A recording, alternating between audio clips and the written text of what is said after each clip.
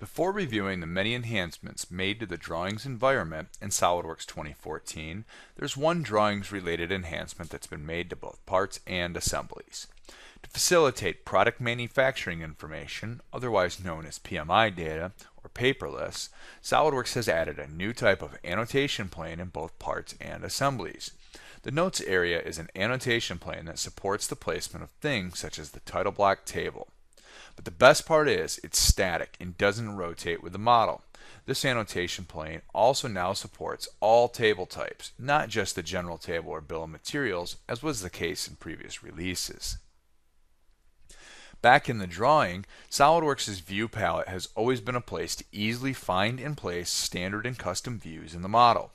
Now, in SOLIDWORKS 2014, SOLIDWORKS retains any placed views and instead shows which views are already on a drawing with a simple icon, making it easy to pick out any missing views. But more importantly, it allows you to go back at any time and add additional instances of a view that's already been placed. Though in this case, there's no need for two bottom views. A decent amount of work has gone into this drawing. However, all the work was supposed to, in fact, be done on the assembly in which this part exists. Replacing the models of view references is now an easy button pick. Simply choose the model to reference. This can even be a different document type completely, such as the parent assembly. Then specify which view should be replaced, or simply choose the All Views option if that's desired. Every view selected will then be updated with a new model, and if the previous model was derived from the same part, or in the case of an assembly contains the part, anything that already has been created on the drawing will be preserved. This is great for those cases where you started a drawing with the wrong file or want to create a new drawing based on a similar file. With a new model, we're required to make some adjustments to the section view on the bottom view to show some of the hardware in the assembly. Editing section lines created using the powerful Section View Assist tool introduced in SOLIDWORKS 2013 now fully supports all the tools used to create it, keeping you in a familiar, easy-to-use tool without ever having to edit the underlying sketch. Now that the section has been updated through this stack of hardware, it would make sense to add some stacked balloons. If you've ever created stacked balloons and accidentally selected the wrong components or selected them in the wrong order, you're sure to love the new ability to reattach stacked balloons to new components. With a simple right mouse button command, you can specify a new part and the stacked balloons update to the new item number or any other property included in the balloon. This means you no longer have to delete stacked balloons and replace them to get them in the right order. While everything in the section view looks correct, as it should be, there's an enhancement here to point out that's new in SOLIDWORKS 2014. This laptop cover part is in fact a surface model, not a solid body. Previously a limitation, SOLIDWORKS section views now fully support creating section views of surface bodies, eliminating any workarounds required in the past. When adding dimensions, sometimes the virtual intersection of geometry is oftentimes the ideal location to dimension from. Doing this in the past required first creating a virtual sharp point and then adding the dimension after it had been placed. Now, however, you can find the intersection of two entities on the fly while creating the dimension, eliminating this extra workflow to get the dimension you want. SOLIDWORKS is still creating the virtual sharp behind the scenes, it's just doing it in a much more streamlined workflow. We can do this for both ends of the dimension too, and then easily place it with a dimension placement tool. Users of traditional 2D drafting tools love control, and SOLIDWORKS 2014 provides more control for dimensions with the ability to explicitly control the leader and the extension line separately, allowing for both to have unique line styles as well as color and weight. There's even more control when it comes to dimensions where the dimension is above the leader, such as an ISO standard dimension. When you enable dual dimensions, you now have the ability to split the dual dimension so that the primary units are above the leader and the secondary are below. You can also control text that you would like to be above the leader line and a new separate field for text below the leader line. Other enhancements to annotations can be seen when working with notes. This note has some unique characteristics in that it's linked to the view in which it resides. When moving annotations from one view to another, in the past you would have to cut and paste the note, oftentimes leading to the annotation moving on the drawing. Now, with the new attachment option, you can simply specify a new view, or even the sheet if that would be desired, and the note is changed with zero adjustment to its placement. Also, this note has been created in all lowercase text.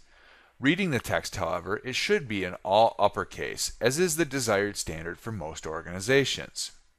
Instead of recreating the note, however, SOLIDWORKS has drastically simplified this problem with the all uppercase checkbox, which when checked changes the case of all the text. However, you can specify an exclusion list to avoid automatically setting this in the case of things such as unit callouts, such as MM or IN. A detail view will provide us with an opportunity to look at the next set of enhancements in closer detail. When detail views are created, the note for the view is provided automatically. These notes come with intelligence built into them. However, in the past, if you deleted this text, the intelligence would be lost. In fact, if you deleted all the text, how would you get it back? Now with view tags, this information can be propagated automatically using special tags which reference the drafting standard in use. For instance, if you look at the section view portion of the document settings, you can see where all this information is derived from. Tags allow you to point to these specific fields, ensuring your drawing always adheres to company standards. With slots being a new feature in the whole wizard, it's important they're fully supported everywhere in the software. SOLIDWORKS 2014 carries on support for slots in drawings, first with center mark support. Just like holes, they can be created and populate patterns automatically. Likewise, we could have enabled the option to automatically place these in the drawing as well. Also for slots is support for hole callouts. Using the same tool and technology behind hole callouts, it keeps things consistent, looking at the underlying geometry to gather its information. Of course, we need to further dimension these slots, including their location, and the angle is one of them.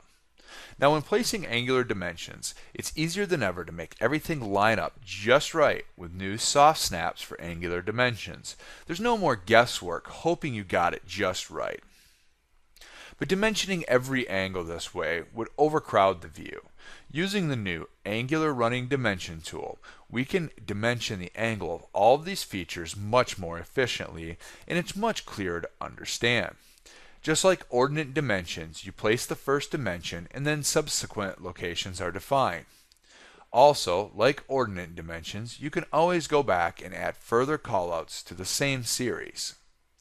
There's also a variety of choices to display the angular running dimensions, such as chain, bidirectional, and control over the extension lines. This ensures that they look just the way you want them to. Datum features have also been improved in SOLIDWORKS 2014 to make them easier to place. They now support placement on points instead of just edges or existing dimensions, meaning there's no fuss to get them where you need them. And while not a proper geometric dimension, let's add a simple note to reference that data. Well, in the Note tool, or any tool that utilizes symbols, you'll notice a completely refreshed symbol library that's much easier to navigate. Sorted by logical area, symbols are easier to find. And the new library even supports your favorites as well, making them easy to return to.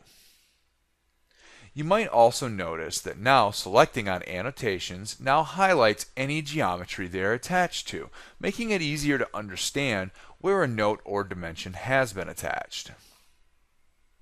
Let's add another sheet to place a bill of materials.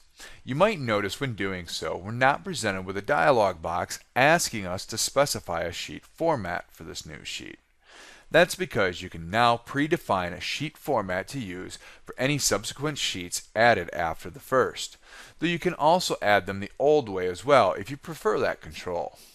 Now, when we add the bill of materials for this assembly, you might notice that everything is already in numerical order on the table. That's because SOLIDWORKS 2014 now allows you to save any sorting methodology you choose in the bill of material template, saving the extra step needed when first placing a BOM table.